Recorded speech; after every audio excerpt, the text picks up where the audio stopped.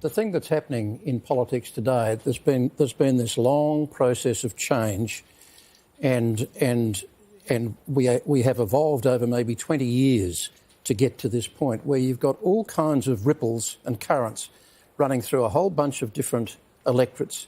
You've got campaigns being run in a reasonable fashion, and you've got the dirty stuff as well. There's always been dirt, but a lot of it now is much more subterranean, and I think that's one reason why the pollsters would be really nervous right now, because I think even the pollsters are having trouble getting themselves across the complexities between the different seats, the inner seats of Sydney and Melbourne and Brisbane and so on, the outer areas of the big cities.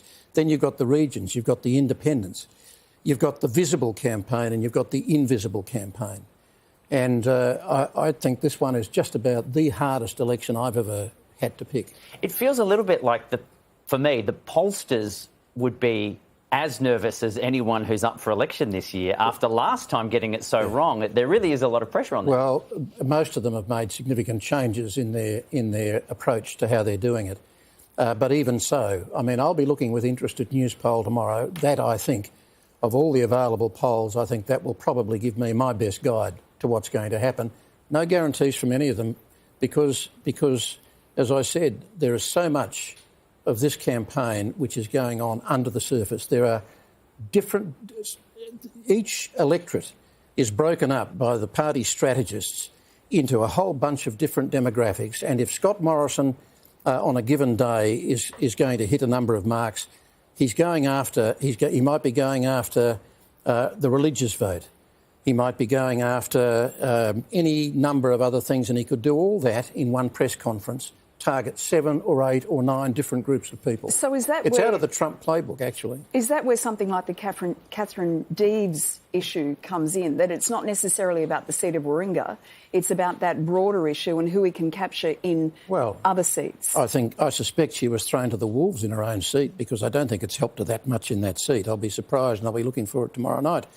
But that was very much about other demographics in other electorates and the religious vote, but not just the religious vote at all. I mean, people who might have a prejudice against trans women. Gets pretty ugly. And if you really look across the board, you'll see that stuff going on in all kinds of ways.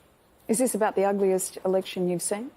Oh, I'd have to think back. I've seen a lot of dirty tricks over many elections, but the ugly part to me is the part that is less visible, and that's the stuff that's going out on social platforms, the stuff that's being fed in ways that really we are not seeing, and certainly the media pack that's out like a bunch of hounds are not seeing it. It is possible, though, that Scott Morrison wins this election, or at least forms government.